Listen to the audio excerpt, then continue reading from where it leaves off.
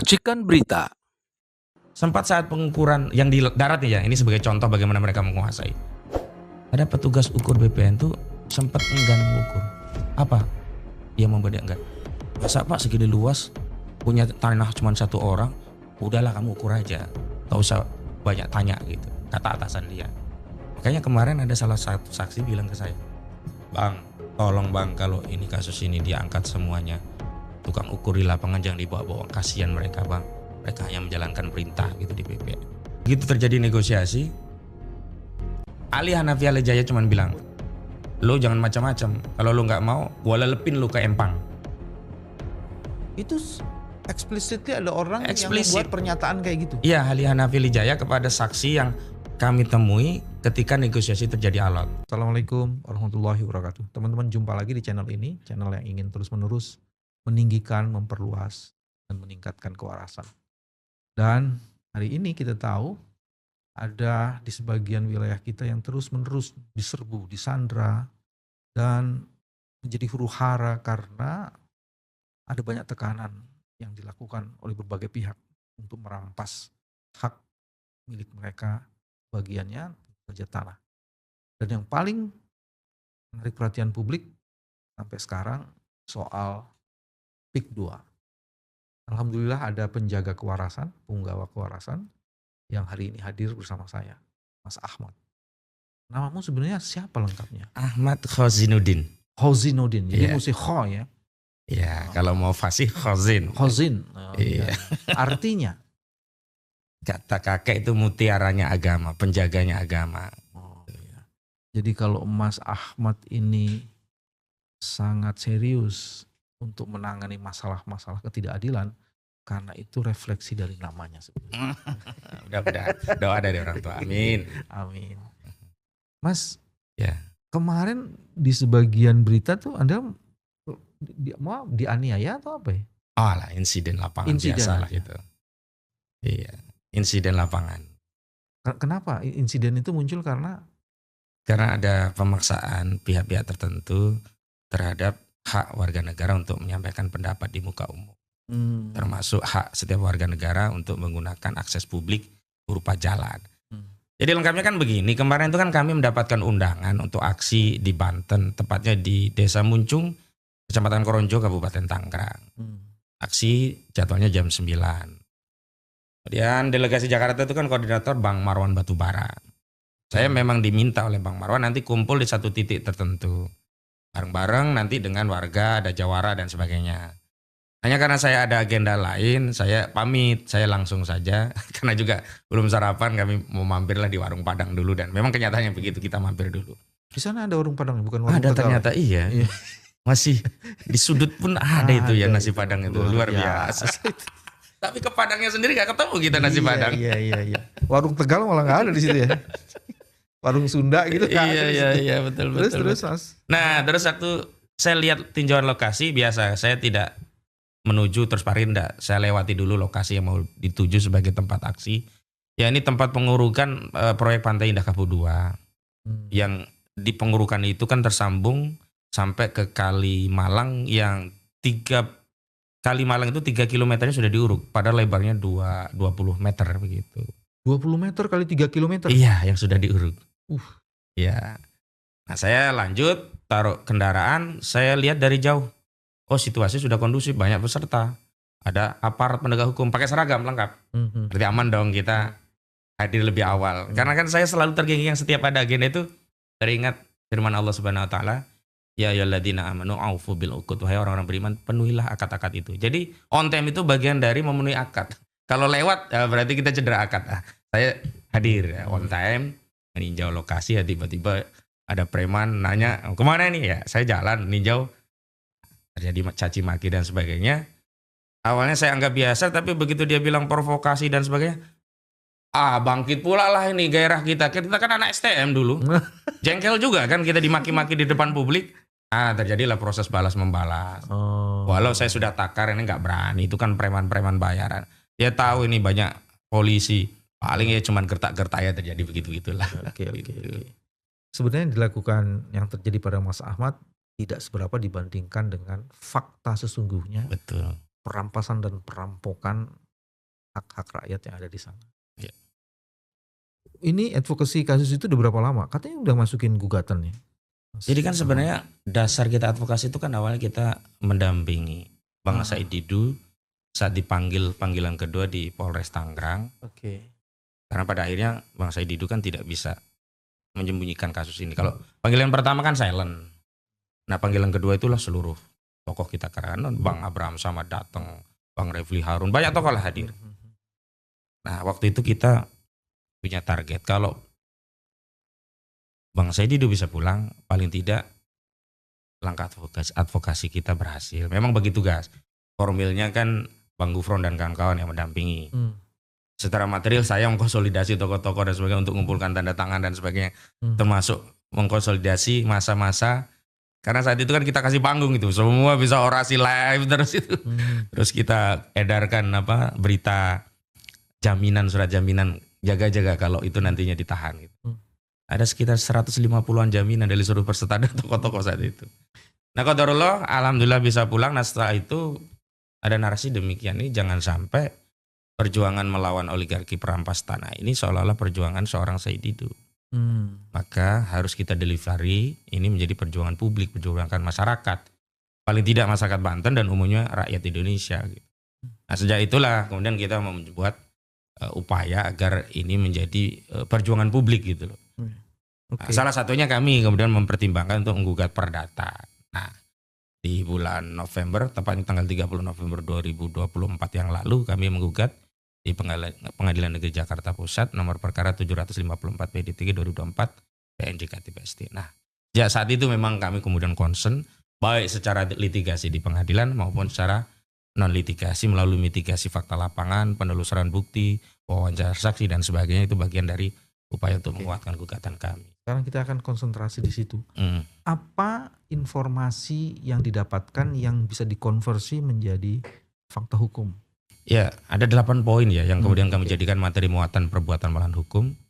Poin yang pertama itu adanya penyelundupan hukum status PSN ini seolah-olah terjadi di seluruh kecamatan yang saat ini terjadi pembebasan lahan proyek PSN PIK 2.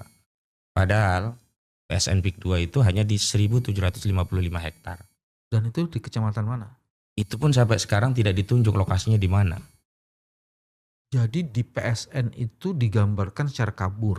Ya. Kan biasanya kan lokasinya kan harus strictly di sini gitu kan. Iya.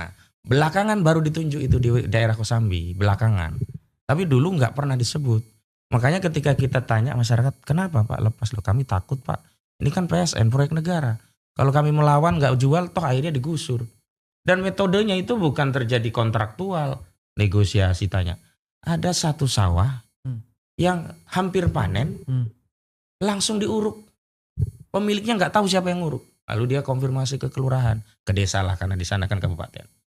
Baru kemudian oleh kepala desa Kades, oh ini ada pengganti dari PIK 2 dari Agung Sedayu. Berapa? 50.000. Ya sebenarnya nggak ridho dengan 50.000, tapi mau apa lagi? Dan sampai sekarang itu pun baru dibayar separuh gitu. Artinya memang narasi PSN ini memang diselundupkan ke seluruh wilayah seolah-olah proyek Agung Sedayu ini adalah proyeknya negara begitu loh. Narasi PSN itu dijual. Dan negara tidak pernah menjelaskan secara detail di mana batas atau lokasi wilayah dari PSN itu sehingga kemudian masyarakat jadi ditipu lah, dimanipulasi kan.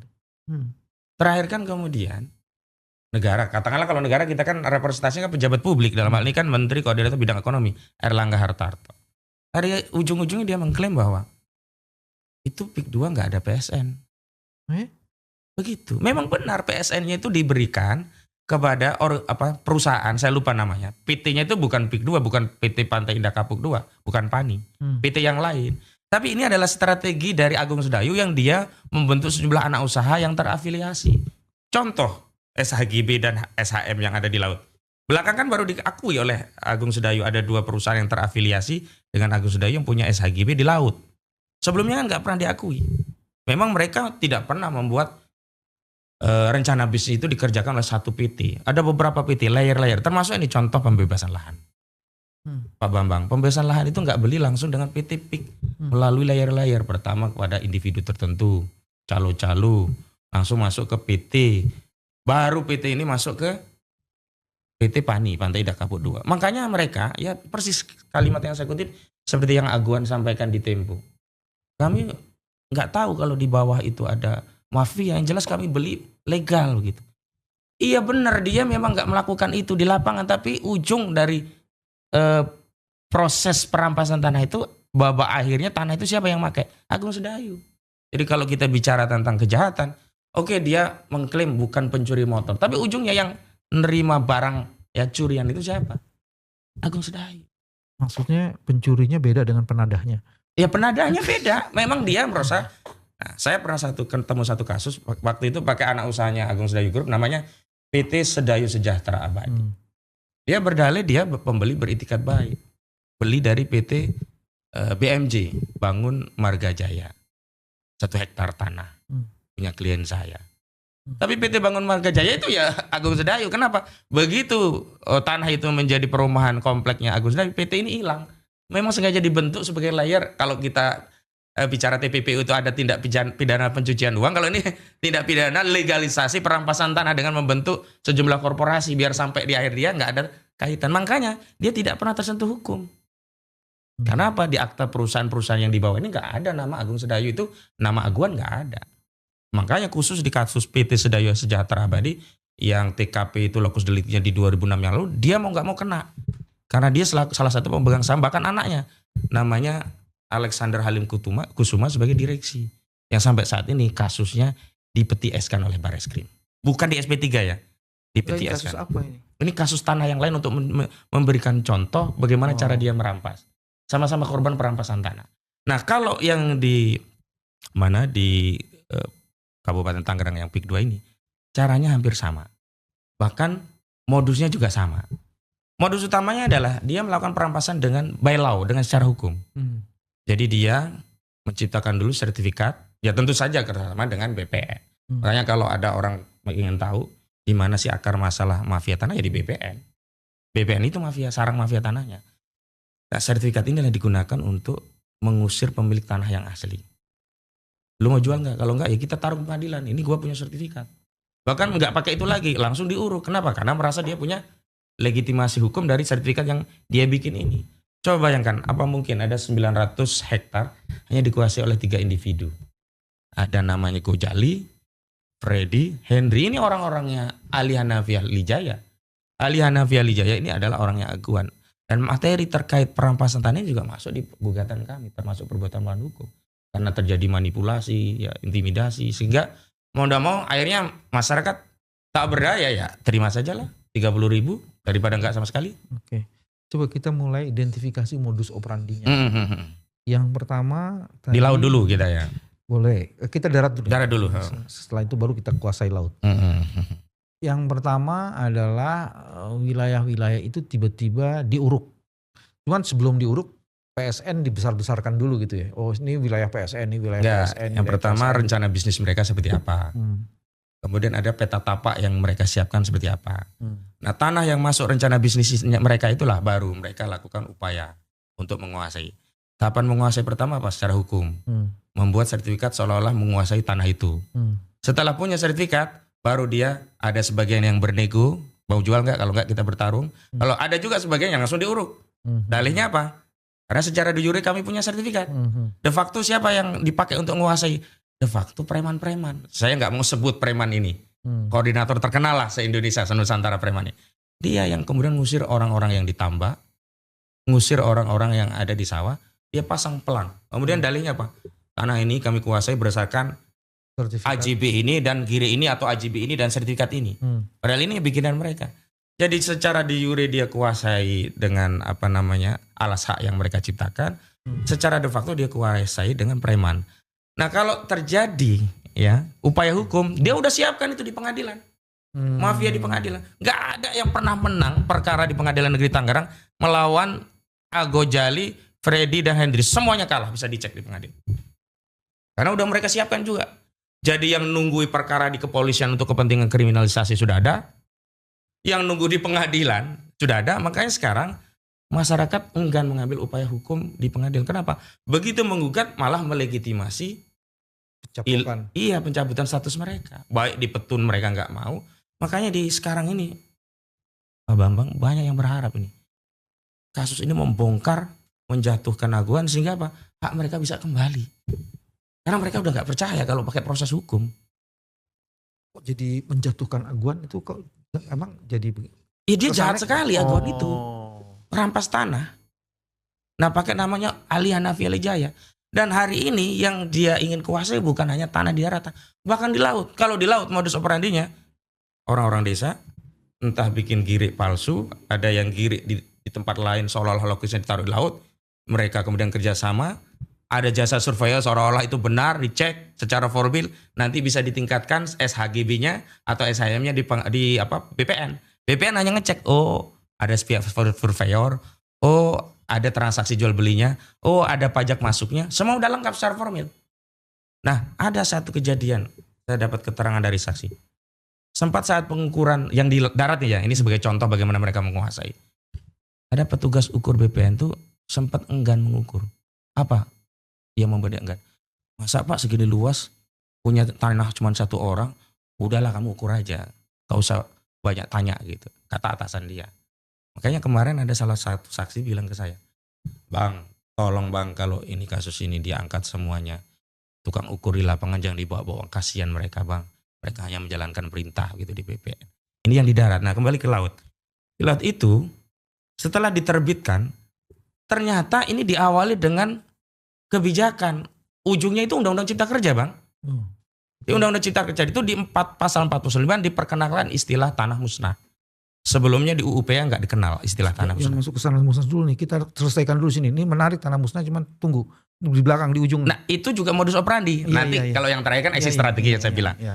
Nah modus operandi dibuat kebijakan diperkenalkan istilah tanah musnah. Setelah di Undang-Undang Cipta Kerja, Undang-Undang Nomor 6 Tahun 2023, di pasal 49 diatur tanah musnah, diturunkan dalam bentuk PP nomor 18 tahun 2021. Diatur di ketentuan pasal 1 angka 33 definisinya. Kemudian rincian tentang tanah musnah diatur di pasal 66 PP 18 2001. Kemarin ketika ada orang mengatakan tanah musnah kok seolah-olah setuju, keliru. Kenapa? Karena di PP tadi tanah musnah tadi bisa jadi dasar legitimasi bagi pemegang hak terhadap tanah musnah tadi untuk melakukan reklamasi atau rekonstruksi. Sehingga kalaupun ya sertifikat di laut ini nantinya kemudian ketahuan secara material dan faktual Salah. laut salah, ya nggak apa-apa. Kenapa? Dia bisa Karena sudah pakai. diakui itu sebagai tanah musnah. Dengan demikian dia punya hak untuk merekonstruksi atau reklamasi sesuai dengan ketentuan pasal 66. Bahkan bukan itu saja Bang. Pasal 66 selain dia punya hak mereklamasi, juga punya hak dapat uang kerohiman juga. Udah ngerampas laut, dia minta uang kerohiman begitu. Saya mau berhenti di situ dulu, saya coba nyimpulin. Pertama, kejahatan yang paling sistematik, terlengkap, dan well prepared itu terjadi di wilayah yang disebut sebagai wilayah yang diberikan PSN untuk PIK 2. Gitu ya. Betul. Jadi itu hampir seluruh modus operandi kejahatan itu bisa terjadi di situ. Bisa. Satu itu. Kenapa modus operandi itu begitu dahsyat? Karena dia melibatkan begitu banyak orang. Dan seolah-olah ini sudah diorkestrasi dengan konduktor yang luar biasa. Tadi dari cerita Mas Ahmad itu disebutkan satu lembaga penegak hukumnya sudah dikuasai. Premannya sudah dikonsolidasi. Gitu ya. Sudah gitu aparat-aparat juga menjadi bagian dari instrumen. Betul. Dari para pihak ini. Terus sudah gitu ada cara juga. Mereka sudah mendapatkan legalisasi. Jadi ini legal criminal kayak gini nih. Iya, ya betul, kan? betul. Legal criminal. Dia sudah ada alat penguasaan haknya itu sudah dimunculkan lebih dulu. Dengan penguasaan hak itu dilakukan proses santunan atau tekanan. Atau kombinasi dari keduanya. Yang mau diajak nego, dia nego. Kalau enggak langsung diuruk. Atau ada teror. Semacam itu. Dan itu terjadi sangat sistematis sekali. Teman-teman, itu terjadi di wilayah yang tidak jauh dari pusat kekuasaan. Jadi kalau sampai negara tidak terlibat dan mau mengambil bagian untuk menyelesaikan kasus ini, negara bisa dituduh tidak hadir. Bahkan bukan hanya itu. Bagian dari pelaku kriminal. Dan ini yang disebut dengan state corruption. Tadi saya mau lihat dulu nih. terrorizing masyarakatnya itu seperti apa sih? Salah satu kutipannya, begitu terjadi negosiasi, Ali Hanafi Al Jaya cuma bilang, lo jangan macam-macam. Kalau lo nggak mau, gue lelepin lo ke empang. Itu explicitly ada orang yang Explicit. membuat pernyataan kayak gitu. Iya, Ali Hanafi Al Jaya kepada saksi yang kami temui ketika negosiasi terjadi alot. Kan begini, tanah itu kan awalnya diinformasikan ditawar 200 dari Ali Hanafi Al Jaya, orangnya Agung Sedayu. Kemudian orang tadi menginformasikan kepada pemilik. Pemilik mengatakan sebenarnya nggak mau karena pasaran di situ 400 dan sebagainya. Tapi dia tahu ini ngelawan orang besar. Ya sudahlah 200. Oke 200. Begitu oke 200 kata Ali apa? 200 kan kemarin, kalau sekarang nggak bisa 150. Loh kok 150? Iya 200 itu kemarin. Lah ini kan bingung, baru menginformasikan ke pemilik kan. Begitu sampai lagi ke pemilik turun 150. Loh kok 150 kemarin kan 200. Ya udah deh nggak apa-apa. Begitu nyampe lagi 100. Masya Allah. Begitu 100. Nah akhirnya mereka mengatakan di pemilik, ya sudahlah kalau gitu kita selesaikan aja di kepolisian. Tapi begitu sampai di kepolisian, ya siapa yang menang? Mereka udah dikuasai semua. Udahlah kepolisian kita udah dikuasai nih sama grupnya Ali Hanafi Al Jaya ini, orangnya Aguan ini. Nggak ada kedaulatan institusi kepolisian kita kalau untuk masalah untuk yang berkaitan dengan PIK 2 gitu. Makanya saya sudah berkali-kali, ini kayaknya nggak bisa selesai kalau belum Pak Listio ini diganti. Karena ada semacam apa ya, Iwa Pekiwan atau apa ya jasa. Karena kan pernah ada riwayat Makobrimob di PIK 2 itu dibangun berdasarkan tanah hibah dari Agung Sedayu. Apa nggak kejauhan untuk Pak Listio tiba-tiba ditarik masuk di situ? Iya, karena sekarang kapolnya Pak Listio. Coba Bang bayangkan sampai hari ini, jangankan antar intelektualnya, aktor pemagarnya saja nggak ketemu. Ini udah 3 pekan loh kita dengan sumber daya yang luar biasa. Biasanya kasus terorisme sebentar udah ketahuan. Oh ini sel sana, sel sini, jaringan ini, jaringan sana gitu. Ini udah 3 pekan Pak. Oke. Apa bentuk terrorizing lainnya yang? Teroris yang lainnya, ada yang 6 bulan nggak berhasil nego, ditongkrongin rumahnya. Akhirnya karena sampai 6 bulan ini dilepas. Preman yang nongkrongin kan? Preman. Bukan aparat kan, preman? Bukan. Aparat itu nanti digunakan kalau sudah terjadi kriminalisasi, nah dipakai lah. Ditekan, akhirnya terjadi transaksi. Ada juga yang kuat, nggak mau transaksi, ya masuk dulu. Ada yang 3 tahun. Misalkan Agus Gunawan, itu orang Tanjung Pasir, kena 3 tahun dia. Jadi sudah banyak juga yang dikriminalisasi. Insya Allah Pak Bambang coba turun deh. Saya jadi dengar ceritanya ngeri. Ini apa di Indonesia atau di negara antah berantah gitu loh. Sekarang ini kenapa mereka baru berani bersuara? Karena melihat banyak sekali dukungan, banyak yang bersuara, banyak yang berani. Sebelumnya mereka mencekam sampai, mohon maaf, saya tidak sebut nama ya. Dulu ada seorang aktivis membela mereka semangat. Di ujung-ujung aktivis ini pindah ikut membela Aguan. Jadi awal-awal ketemu kami itu juga ngedon, khawatir. Ini jangan-jangan berjuang sama aja kayak kemarin gitu loh. Sampai mereka melakukan evaluasi dan penilaian selama beberapa hari sampai beberapa bulan. Ya udah kan kami udah 2 bulan lebih sekarang. Akhirnya ini bangkit lagi. Terutama kiai-kiainya di sana. Misalkan kami kan nggak hanya mengkonsolidasi wilayah, tapi termasuk sampai ke tokoh-tokoh ulama yang kami datang ke Sultan Banten, Kiai Haji Fathul Adim, tokoh-tokoh pergerakan. Dan sekarang suasana kebatinan di sana dan situasinya itu sudah merasa bahwa mereka dijajah Banten ini. Sampai waktu kami ke Sultanan Banten itu ada spanduk besar mengatakan gini redaksinya. Banten bukan Singapura dan tidak akan pernah menjadi Singapura. Karena terakhir statement Nono Sampurna memang ingin membangun PIK 2 itu seperti Singapura gitu. Jadi kalau saya mau dibangun seperti Singapura kah, seperti Dubai, gak ada masalah sepanjang asas industri properti itu dibangun secara legal, secara benar. Tapi kalau asas industri produksi dibangun dengan merampas tanah rakyat, merampas tanah negara yakni laut, siapa yang mau menerima pembangunan model begitu gitu? Ini kalau dilanjutin dengan kesadaran masyarakat yang sudah naik, meningkat, itu kan pasti mereka akan menggunakan jurus baru kan. Nah, kira-kira apa tuh jurusnya? Jurus baru itu indikatornya diantaranya terbaca pada statement 2 menteri. Oke. 1 menteri ATR Kepala BPN Nusron Wahid. Coba kita sekarang bahas itu. Ya, yang kedua Menteri Sakti Wahyu Trenggono. Yang pertama, ya. Saat datang ke desa Kehot, Nusron Wahid videonya viral, menyatakan demikian. Saya nggak mau berdebat dengan kepala desa, ini saya Arsin kan. Apakah itu dulunya tambak atau apapun itu, tapi faktanya sekarang secara faktual dan material tanah ini sudah menjadi laut. Berarti apa? Tanah musnah. Clear? Seolah-olah kan benar. Padahal tanah itu tidak pernah menjadi laut, dari dulu laut. Dari dulu emang nggak ada tanah. Dan itu bisa dicek melalui indikator satelit citra kan? Iya. Nah ketika membenarkan dengan terminologi tanah musnah, berarti mengakui apa yang dulu sebelumnya tambak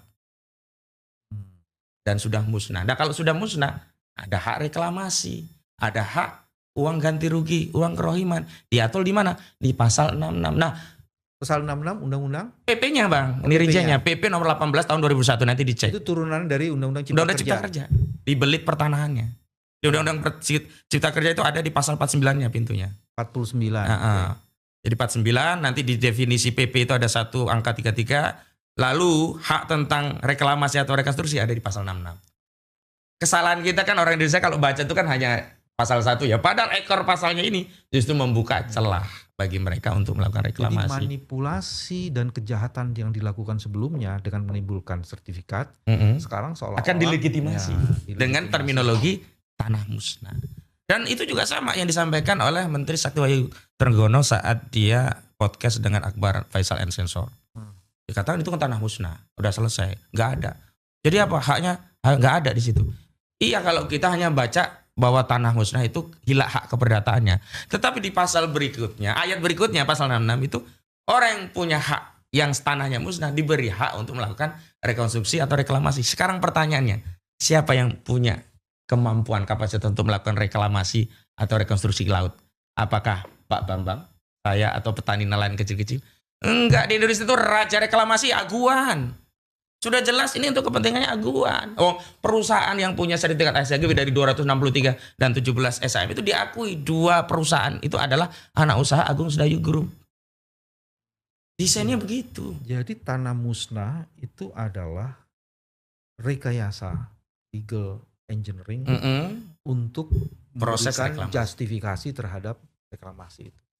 Dan itu artinya meniadakan atau memutihkan kejahatan yang dulu terjadi. Yang sebelumnya terjadi. Harusnya itu tidak dianggap sebagai tanah musnah. Memang tidak ada tanah di situ, sejak dulu laut. Sehingga prosesnya apa? Prosesnya adalah bahwa orang yang merekayasa tanah di laut tadi kena pasal 266, 263 setidaknya. Pasti ada pemalsuan dokumen. Pasti ada keterangan palsu dimasukkan akta otentik. Yang ini sedang jalan di Barreskrim katanya kan pasal ini. Tapi kita nggak tahu orangnya siapa. Yang kedua, produknya ini selain ya, nah ini juga saya heran. Upaya penyelapan itu terlihat dari statement Menteri Nusron Wahid. Pada mulanya dia sebutkan bahwa sepanjang 2022 sampai 2023 telah diterbitkan sejumlah sertifikat di laut. Ada 263 SHGB, ada 17 SHM. Clear. Nah, ketika dia melakukan verifikasi ternyata kenapa hanya 50 yang dibatalkan. Sisanya berdalih karena dia tidak punya kewenangan kontrarius actus lebih dari 5 tahun, maka dia harus minta fatwa dari Mahkamah Agung. Padahal sebelumnya dia sebutkan rentangnya 2022-2023. Dan ini nyambung karena PP-nya sebelumnya 2021. Dan nyambung juga dengan pagar laut untuk mengokupasi wilayah laut tadi untuk nantinya dijadikan reklamasi daratan. Karena menurut citra satelit pagar itu baru muncul 2022. Nah kalau ada klaim 2014 itu klaim. Nggak saintifik. Yang saintifik itu adalah apa yang data yang secara ilmiah bisa kita tunjukkan kepada publik. Pagar laut itu 2022 mulainya. Data Google Earth itu menyatakan begitu. Mulai terlihat. Kalau Pak Hartarto itu apa ininya kaitannya dengan Nah ini rangkaiannya kan dalam konteks kebijakan. Dulu kan kebijakan itu oleh presiden yang memberikan status PSN. Tapi produk hukumnya kan bukan lewat PP atau Perpres, lewat peraturan Menteri Koordinator Bidang Ekonomi. Yang lampirannya itulah dimasukkan PSN ini begitu. PSN PIK gitu ya. Iya begitu. Dan disitulah kemudian juga terjadi dari awal memang kejahatan itu sempurna dan ingin ditutupi kan. Iya betul. Itu diberikan kepada satu korporasi yang tidak berkaitan dengan Agung Sedayu, gitu kan? Bukan, ini perkorporasi bagian dari Agung Sedayu, tapi namanya bukan Agung Sedayu, sehingga bisa berdalih itu bukan kami loh, gitu loh. Oke. Terus tadi katanya ada banyak aset-aset milik negara yang kemudian itu juga diambil alih kayak sungai tadi itu. Nah, ada lagi nggak yang lain? sungai, jalan itu jalan desa ada, ya tergantung jalannya nanti aksesnya ada jalan desa yang jelas. Dan kemudian kalau laut kan ada yang itu menjadi common public atau bahasa lainnya itu kan public property ya. Sama lah, common public atau public property, intinya itu milik barang-barang yang negara punya kewenangan mengelola. Termasuk laut ini. Dan hutan, Bang. Jadi PSN itu kan ternyata terletak di atas 1.500 hutan lindung yang belum terjadi konversi. Kan berarti dia jelas merampas wilayah hutan lindung dijadikan PSN bagi Agung Sedayu Big 2 ini. Yang dulu itu juga begitu, Bang. Awalnya kan mereka membangun narasi ini. Menteri ATR katanya begini. Saya akan mengubah caranya 2 alternatif solusi untuk melegitimasi PSN yang kacau ini yang melanggar hukum karena di atas lahan hutan lindung. Yang pertama, perubahan peruntukan lahan lindung menjadi hutan konversi itu kewenangan di Menteri ATR.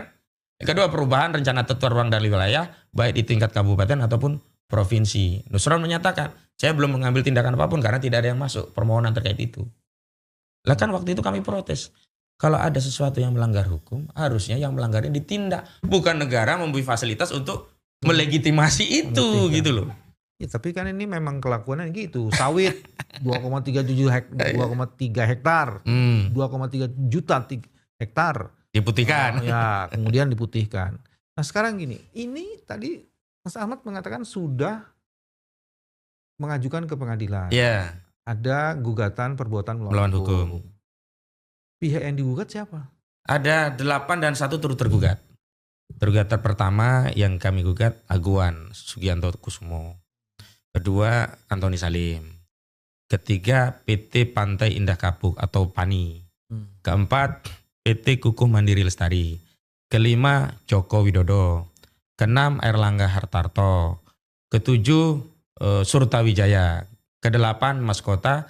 Dan yang ke-9 turut tergugat adalah Kementerian Keuangan. Kepentingannya untuk menerima pembayaran karena kami menggugat dengan ganti rugi 616,2 triliun rupiah yang dibayarkan kepada negara melalui Kementerian Keuangan. Jadi fungsi Kementerian Keuangan yang menerima bayaran dari ganti rugi tadi. Ini seluruh penyebutan nama pada seseorang yang berkaitan langsung dengan orang itu, sebenarnya itu juga karena di dalam gugatan udah disebutkan gitu. Sudah. Dan ada reasonnya. Kenapa kami gugat Aguan dan Antoni Salim? Karena 2 orang ini yang punya saham mayoritas di PT Pantai Indah Kapuk melalui 2 unit usahanya, Agung Sedayu Group dan Salim Group. Logikanya adalah demikian. Siapa yang paling mendapatkan keuntungan paling besar, benefit paling besar dalam sebuah perseroan? Pemegang saham dong ya. Nah, ketika ada kesalahan, ya pemegang saham juga harus diberi pertanggungjawaban atas imbas atas andil dia punya saham di situ. Itu alasan dari sisi legal. Kemudian dari sisi hukum perseroan kan kalau perbuatan melawan hukum itu melibatkan korporasi dan ada kesalahan korporasi kan tanggung jawabnya bisa melampaui apa yang ada pada organ pengendali perseroan, termasuk pemegang sahamnya, bukan hanya direksi yang dipertanggungjawabkan. Jadi kita mau tarik semuanya. Nah, kenapa Jokowi sama Erlangga kita tarik secara pribadi? Karena kecenderungan begini, kalau yang selalu kita gugat jabatannya, ini orang pribadi yang bersalah ini bisa cuci tangan. Sementara pejabat baru seolah-olah jadi cuci piring, ini kesalahan lu. Kita harus tarik pribadinya karena dulu saat dia jadi presiden, dia yang menetapkan ini PSN. Erlangga dulu saat jadi menteri, walaupun sekarang tetap menteri yang sama begitu. Dulu dia yang harus dipertanggungjawabkan. Makanya Erlangga Hartarto ngeri juga saya punya pejabat seperti dia. Nggak paham dong, kita gugat pribadi. Arah gugatan dialahkan ke alamat rumah dia pribadi. Kok waktu panggilan sidang kedua, sidang pertama dia nggak datang. Sidang kedua datang, yang datang dari Kementerian Koordinator Bidang Ekonomi. Dapat surat tugas. Ya kita tolak lah, apa urusannya dengan Kementerian Ekonomi. Lalu oleh hakim, ini loh Pak, dikasih tuh. Ya, kayak diajari dari Kementerian Ekonomi. Ini loh gugatannya pribadi, alamatnya pribadi. Jadi surat kuasa ya harus dari pribadi Pak Erlangga. Bukan dari surat tugas Kementerian Keuangan. Karena ini bukan tugas negara, ini bukan urusan negara. Kamu gak bilang lu penyalahgunaan jabatan? Udahlah, teriak-teriak itu biasa. Bahkan kita bilang, lu goblok amat sih kira-kira begitu kan. Gak ngerti amat. Cuman kan pejabat kita begitu. Gak peduli dengan suara di masyarakat. Bodoh amat lah, yang penting punya kewenangan gitu loh. Coba sekarang mereka, apa yang mereka lakukan untuk menyelesaikan persoalan yang sudah kisruh ini? Diam aja mereka. Sekarang ada beberapa fakta kan di lapangan. Satu, proses ini masih terus berjalan. Terus. Artinya terrorizing juga kemungkinan besar. Kalau yang teror sudah agak turun banyak sekarang. Turun. Banyak. Makanya sekarang berani bersuara. Oke. Saksi-saksi kan sekarang mau diambil keterangan, divideokan untuk ya. kepentingan pembuktian di persidangan dan juga kepentingan untuk meluruskan narasi di tengah masyarakat. Karena kan sekarang banyak orang nggak tahu, nggak ngerti apa-apa, ikut ngomong kayak Abu Janda. Pak Prabowo, pagar ini dibuat oleh nelayan, jangan percaya Pak Prabowo kalau ini dibuat. Itu kan ngerusak itu. Nah makanya ada dua kepentingan. Selain kami siapkan untuk di pengadilan, kami edarkan juga di publik agar tahu. Masa masalah tanah ditutup pun mereka nggak ngakui. Tanah apa tadi? Tanah sungai di Uruk pun dibantah, kan kebangetan. Makanya kita buat video di atas sungai yang di Uruk. Jadi terrorizing sudah tidak terjadi dengan cukup masif, tapi masih ada. Masih. Terus kedua, sekarang kemungkinan besar itu akan diubah peta masalahnya, konfliknya menjadi konflik horizontal karena ada kelompok-kelompok lain yang dihidupkan dan dibiayai untuk menghidupkan ini. Untuk mengatasi itu apa? Ya kami tentu saja meminta negara hadir kan. Kita ini kan rakyat. Kita nggak punya kewenangan, nggak punya senjata, nggak punya kewenangan. Setelah itu yang ketiga, akan ada media-media yang melakukan counter attack bahwa itu nggak benar. Jadi akan ada perang nih di media ini dan mereka punya kemampuan besar kan untuk memproduksi berbagai macam cerita untuk di media sosial. Kalau sekarang udah kalah mereka. Seluruh media mainstream pun sekarang sudah bicara kebenaran. Saya hadir di beberapa TV, di Bang Karni Ilyas, di ILC saya juga hadir. Dan semua narasi mereka semua terbantahkan sekarang. Kenapa? Karena ada keterlibatan publik seolah-olah ini perkara mereka dan mereka bersuara di sosial media. Gak kebendung ini Bang. Gak kebendung. Mereka langsung bikin video sendiri. Saat dampak daripada PIK itu pengurukan ada banjir, mereka juga video banjirnya mereka. Ini gara-gara PIK nih kami banjir. Kalau gitu sebenarnya melalui channel ini kita juga bisa. Nah ini membantu juga alhamdulillah ini. Menghimbau seluruh masyarakat yang merasa dirugikan. Maka dia harus mengemukakan itu melalui media-media sosial. Jadi dengan begitu masivitas informasi bahwa kejahatan itu sudah berlangsung secara sistematis itu terjadi. Terus yang lainnya, kan ada pemain-pemain yang sebagiannya itu adalah bagian dari kekuasaan. Mereka bekerja secara sistemik. Ada kepala desa di situ, ada aparat di situ, ada ASN di situ. Untuk yang itu gimana tuh?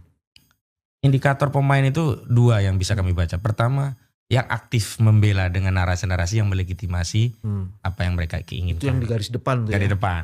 Yang kedua setidaknya yang mengambil sikap diam. Itu juga bagian dari pemain.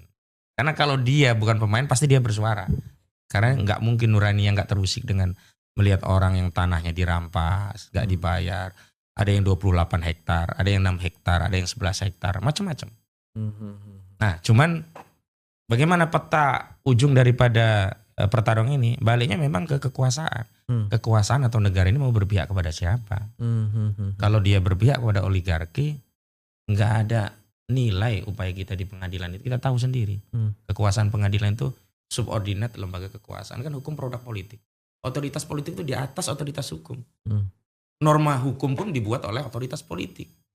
Makanya kami tidak melihat pengadilan itu sebagai sarana untuk mencari keadilan secara direct, enggak. Tapi paling tidak menjadi sarana untuk mengungkap ini ke publik. Tapi kami punya landasan hukum karena kita sedang melakukan aktivitas pro justisia sehingga kami tidak bisa dikriminalisasi. Karena kan kita tahu sekarang ini kan orang yang memperjuangkan keadilan, membela yang benar malah kena potensi kriminalisasi. Harus kita antisipasi juga yang begitu. Kalau begitu sebenarnya saya menduga ada 3 hal yang sekarang akan terjadi. Nanti dibuka sedikit-sedikit ya. Pertama, dibangunlah satu legal justification hukum yang seolah-olah ini jalan keluar. Tapi sebenarnya ini adalah jebakan. Iya betul. Tadi sudah dijelaskan. Salah satunya adalah tanah musnah. Jadi itu mungkin bisa terjadi dan akan terjadi kampanye terus-menerus untuk melegitimasi ini. Dan akan ada ruang-ruang publik yang disediakan oleh mereka, diisi oleh orang-orang bayaran untuk mengkampanyekan ini. Betul nggak kira-kira? Betul. Tepat sekali. Oke, itu bagian pertama itu. Terus bagian yang kedua akan ada benturan. Konflik-konflik horizontal yang direkayasa. Seolah-olah kemudian ini ada kelompok-kelompok yang sebenarnya dia ikhlas, rela tanahnya diambil alih. Cuman ini ada provokator-provokator nih yang menyebabkan ini. Jadi konflik itu diciptakan. Betul nggak kayak gitu? Betul, dan di antara strategi yang kedua, Saya di lapangan sudah mulai ada korban-korban itu dihubungi langsung oleh orang-orang mereka mau diselesaikan langsung. Saya bilang begini, kalau dia mau Maksudnya apa diselesaikan langsung? ya yang belum dibayar-bayar tadi. Oh, yang tadinya tanahnya dari Iya, 200.000 iya, betul. jadi 150 jadi 100.000. Betul. Saya bilang begini, kalau mau diselesaikan dibayar itu rezeki kalian, silahkan. Saya bilang begitu. Tapi kalau setelah itu kalian bikin video, jangan, berarti kalian berkhianat pada yang lainnya. Karena kalian setelah terima duit, kalian memikirkan diri sendiri, tapi nggak mikirkan yang lainnya. Terima diam silahkan. Tapi kalau terima ikut, terima kasih Agung Sedayu, kami sudah, itu pengkhianat itu jadi antek itu. Kami antisipasi semuanya bang, karena nggak mau. Sempat beberapa kali saya dihubungi untuk ketemu dengan korporasinya. Saya kan nggak mau. Saya sudah bilang begini, hari ini saya hanya mau diselesaikan oleh negara. Nggak mau saya dibawa kendali korporasi. Kalau korporasi yang menyelesaikan, ya untuk kepentingan korporasi bang. Nggak mungkin dia berpikir untuk semuanya. Dan saya nggak mau juga, ada orang-orang beberapa merintil nih minta lewat saya diselesaikan. Kalian ini tahu saya punya kepentingan pribadi, sedangkan kita sedang memikirkan kepentingan rakyat semuanya. Kalau ini yang merintil maju, begitu mereka selesai, saya nemui, ini pasti udah nggak mikirin yang lainnya. Itu karakter kita kan begitu kepentingannya selesai kan nggak mau berjuang. Nah saya nggak mau gitu, saya mau fokus dulu negara hadir.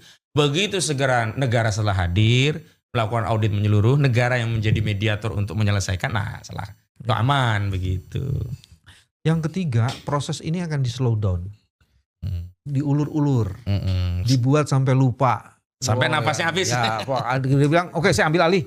Ya, mana ambil alih, cuman nggak pernah diselesaikan. Juga. Iya. Jadi membuat seluruh proses ini mengalami turn down, turun, sehingga kemudian tidak mendapatkan perhatian publik lagi, dan kemudian ciptakanlah masalah-masalah baru yang akan menutup kasus ini. Kayak gitu juga nggak sih terjadi itu? Mungkin. Dan hari ini kan sebenarnya sudah terjadi kayak melon. Gas melon itu kan masalah dibikin sendiri, selesaiin sendiri. Dibikin sendiri apa? Bikin aturan nggak boleh diecer. Begitu rame kembali boleh ngecer. Itu masalah dibikin-bikin sendiri, bukan masalah yang timbul karena keadaan ya. Masalah dibikin-bikin sendiri, diselesaikan sendiri, jadi pahlawan sendiri gitu loh. Ini memang diantara yang umum atau menjadi semacam template ya kalau menghadapi kasus-kasus besar kan begitu, pengalihan dengan beberapa kasus receh. Kemudian nanti akan ditarik masalah yang misalnya radikalisme dan sebagainya, itu biasalah. Tapi kan begini, kami bersyukur sejak era sesmed terbuka. Nah, meminjam istilahnya Mas Bambang ya, kewarasan publik itu yang akan memverifikasi semua informasi. Apalagi banyak yang menjadi korban. Umumnya orang yang menjadi korban atau orang yang empati dengan korban gak akan diam dengan narasi yang gak sejalan dengan nuraninya. Dia akan berjuang, mengcounter. Nah fungsi kami itu adalah mendorong, mendelivery masalah ini menjadi masalah publik sehingga yang membela itu bukan kami saja tapi seluruh masyarakat dengan caranya. Ada ya dengan like, share, komentar. Kan sekarang semua ya kalau lihat video-video yang pro Agung Sedayu itu udah habis dihajar sama netizen kita. Untuk terobosan, breakthrough, apa yang mesti dilakukan negara? Kita kan harus keluar dengan satu solusi atau alternatif penyelesaian. Apa yang mesti dilakukan? Saya sudah sampaikan berulang kali. Yang pertama kalau udah begini hentikan semuanya dulu. Moratorium seluruh proses itu. Nah setelah itu lakukan audit menyeluruh. Audit kinerja, audit keuangan, termasuk audit hukum. Kemudian selesaikan sesuai dengan apa yang menjadi hak-hak rakyat. Kalau rakyat ya memang ridho tanahnya dijual, ya selesaikan. Tapi kalau gak ridho kembalikan. Kalau pengembang mau membangun sesuatu, rakyat tadinya tidak ridho, kemudian dia menawarkan lebih besar, kemudian rakyat ridho, gak apa-apa. Karena yang namanya perampasan itu kan terjadi karena apa? Mengambil tanah milik orang lain tanpa keridhoan. Itu definisi perampasan yang kami sampaikan kepada masyarakat. Mengambil tanah milik orang lain tanpa keridhoan. Baik tidak ridho karena harga, apalagi tidak dibayar harga. Artinya kalau keridhoan itu kembali, misalkan harganya dikembalikan, ya kami serahkan kepada pemilik tanah. Tapi audit hukum tetap harus jalan. Siapa yang salah, yang menipu, yang ngambil laut dan sebagainya tetap harus diproses hukum. Boleh diminum. Terima kasih. Jangan lupa kalau bersemangat terus lupa minum. Iya, terima kasih. Aku minum dulu. Begitu. Breakthrough ini diperlukan, cuman kan harus ada instrumennya. Kalau tadi mau dilakukan audit, assessment ataupun apapun namanya, itu sebaiknya dilakukan oleh task force yang bersifat ad hoc dan khusus atau diserahkan kepada instansi-instansi. Enggak percaya udah harus task force dan melibatkan banyak instrumen. Jadi dibangunlah task force. Jadi ini sekaligus minta nih sama Pak Prabowo, bikinlah task force yang isinya itu adalah stakeholders. Ya betul. dan kemudian memberikan job description yang jelas Betul. dan dilengkapi oleh expertise yang Mm-mm. dibutuhkan Betul. untuk melakukan assessment atau Betul. due diligence Betul. atau audit terhadap seluruh masalah itu. Betul. Dan jadikan ini adalah salah satu laboratorium Mm-mm. penyelesaian masalah-masalah sosial, sehingga kemudian ini bisa dipakai untuk menyelesaikan masalah-masalah Di lain tempat lain di ya. tempat lain. Betul. Dan yang paling penting adalah PSN menjadi kunci pembuka yang menyebabkan masalah ini menjadi begitu rumit dan kompleks. Nanti saya sih punya bayangan ada penyelesaian dari sisi faktanya, ada penyelesaian dari sisi regulasinya. Dan kalau kita runut regulasi, memang biang keroknya di Undang-Undang Cipta Kerja. Makanya menurut kami itu di antara rekomendasi yang paling penting terkait persoalan konflik agraria dan yang lainnya, itu adalah Presiden harus segera mengeluarkan Perpu untuk pembatalan Undang-Undang Cipta Kerja. Sehingga seluruh undang-undang yang direview melalui Undang-Undang Cipta Kerja yang sebelumnya diganti dengan Undang-Undang Cipta diberlakukan kembali. Oke. PP yang turunan Undang-Undang Cipta Kerja dibatalkan. Sehingga apa? Proses perampasan hak-hak publik bukan hanya masalah tanah ya. Hak publik itu banyak sekali. Sampai saya menggunakan istilah begini dulu itu sama kawan-kawan di Banten. Lah iya, kalau dulu oligarki itu tuh merampok tanah kita berupa nikel, batu bara, timah, di gunung-gunung, di lembah-lembah, kita diam. Ya wajar karena jauh dari kita. Nah sekarang dia merampas tanah di kampung kita, di halaman kita, sawah tempat kita mencari hidup, tambak mencari hidup, kok kita masih diam gitu loh. Nah akar masalahnya ternyata di Undang-Undang Cipta Kerja. Maka kalau diterbitkan Perpu untuk membatalkan Undang-Undang Kerja, Undang-Undang Cipta Kerja, lalu nanti proses harmonisasi undang-undang itu tidak boleh lagi dengan menggunakan pendekatan omnibus. Kenapa? Kalau sudah omnibus, ini rincian masalah pada sektor yang di omnibus itu tidak menjadi lengkap. Dan yang menarik kan kemarin itu kan substansi omnibus law Cipta Kerja itu paradigmanya adalah awalnya kan Cipta Kerja, sebenarnya bukan Cipta Kerja, Cipta Investasi. Kepentingan lebih menguntungkan pada investor oligarki. Sehingga apa? Normanya itu hanyalah norma untuk melayani oligarki agar mereka mudah untuk berbisnis tanpa memikirkan apakah kemudahan berbisnis para investor tadi merampas atau tidak hak-hak rakyat. Ternyata faktanya merampas hak rakyat. Begitu. Teman-teman, ada beberapa hal yang penting untuk dirumuskan. Bagian pertama, kejahatan itu begitu sempurna. Kompleksitasnya menghardik kesadaran kita dan nurani kita. Dan ini sudah tidak bisa dibiarkan. Karena kesempurnaan kejahatan itu awal dari sebuah masalah dan azab karena dari situ. Yang kedua, Undang-Undang Cipta Kerja itu ternyata menjadi biang kerok yang menyebabkan seluruh kompleksitas kejahatan itu terjadi. Dia sudah tidak bisa disebut lagi sebagai Undang-Undang Cipta Kerja, tapi Undang-Undang Cipta Oligarki. Karena menghasilkan oli bekas dan oli busuk. Sehingga kemudian harus ada upaya yang serius untuk mendelegitimasi Undang-Undang Cipta Oligarki ini. Terus yang ketiga, harus ada satu upaya yang menghadirkan negara. Tim khusus, task force yang bersihkan stakeholder yang ditopang oleh para ekspertis yang melakukan review terhadap peristiwa, terhadap kebijakan, dan terhadap dampak yang harusnya kemudian bisa diatasi perlu dilakukan. Inilah cara kami menjaga kewarasan, karena hanya dengan kewarasan, harapan bisa kita jemput. Masya Allah. Selamat datang orang-orang waras. Allah. Terima kasih. Assalamualaikum. Waalaikumsalam warahmatullahi wabarakatuh. Oh.